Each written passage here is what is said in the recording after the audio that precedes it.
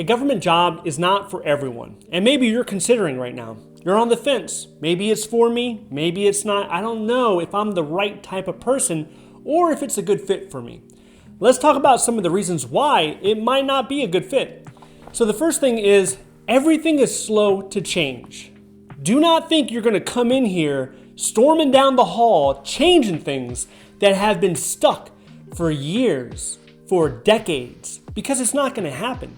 You could see inefficient policies, and it's going to be a process to change the way that you're working, to change the way that that office conducts business. It's going to be difficult if you're coming from the private sector and you're used to making meaningful changes on the spur of a dime. That's not going to be the case when you get into a federal agency. A lot of federal employees have been at that agency for years or decades. I was in one agency, I turned and talked to the person next to me. They had been there close to 40 years. And then you have the executives, the senior leadership, and they're always rotated out. Like every 2, 3, 4 years, you have a new senior executive. And this is because largely they identify with whatever political party is in the White House administration. So these will constantly be shuffled out. So it's really hard to make changes. And that leads us to the second thing. It's a bureaucracy. There's multiple layers. If you want to do anything, you're going to have to go through multiple of echelons in order to actually make some changes. Say you've been tasked with an objective. You're trying to get something done. What you could do on your own in probably a week or two could easily take months. It's not as simple as emailing it to a certain person to get a signature. There's a review process. There's after this person reviews, this office reviews, and then the next person reviews. So you could be left feeling inefficient. And a lot of people will struggle with that, especially if you come from a different type of environment. Even in the military, when you're in the military, you have a sense that there's a high level of urgency to accomplish tasks. Like, we have to get this done. Let's plan for this mission. We need this training event done. And there's always this sense of we have to get it done. We have to get it done.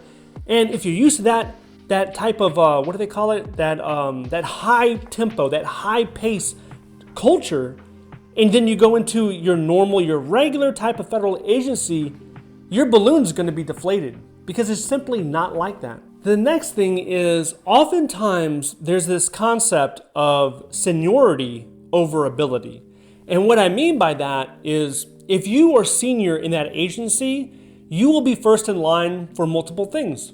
Now, I'm not talking about government because you can hop around to agencies. So do 3 years in Department of Energy, 3 years Department of Agriculture, and then you get to the Department of Justice. I'm talking about seniority in regards to how long you've been with that agency, how long you've been with that office. And the perks I'm talking about, the things that you'll be considered among other people are, say there's new computers. There's a new contract, everyone gets new computers. A lot of times the senior person will get theirs first. Now, not always, but there's times where it happens. Or there's a window seat. Everybody loves windows, especially in DC. There's a window office. There's an office with a window. Everybody wants that. Now, they'll look at seniority for something like that, right? Say everyone is a GS-13 or GS-14 or even 15. They'll look and say, well, who's been here the longest? Okay, you're getting the office with the window. And even with internal promotions, when you have multiple candidates of an agency applying for a promotion, some people consider how long they've been there. Because with these internal promotions, a lot of times they want you to have experience using the systems that everyone pretty much uses. And if a person has a few more years using that system, well then, in a lot of people's minds, that person's more experienced, more qualified, and they'll end up getting the hire. Okay, so the next one is, there's a salary cap. You probably already know this, but if you are a GS employee, you're only gonna earn up to $183,000 a year. Now you might have a bonus. So let's say 190. 190 is pretty much the max. And for a lot of us out there, including you, that's a lot of money. But at a certain point in your career, say you get into your 50s, your late 50s, and you want to earn more money, well, that's going to be a problem in the government because those opportunities are not there. I mean, sure, you could be an executive, and that comes with a little bit more money. But let's say you want to earn $300,000, $400,000, $500,000 a year. And that might seem ludicrous to some people, but a lot of people have that ambition. If you want to earn that, you're not going to find it in the government. The only place you're going to actually find those opportunities in the private sector, that's what sales. You need a sales job where there is no salary cap. The earning potential is unlimited. You can earn $1 million a year. So a sales job, or you need to be an entrepreneur. You need to start your own business.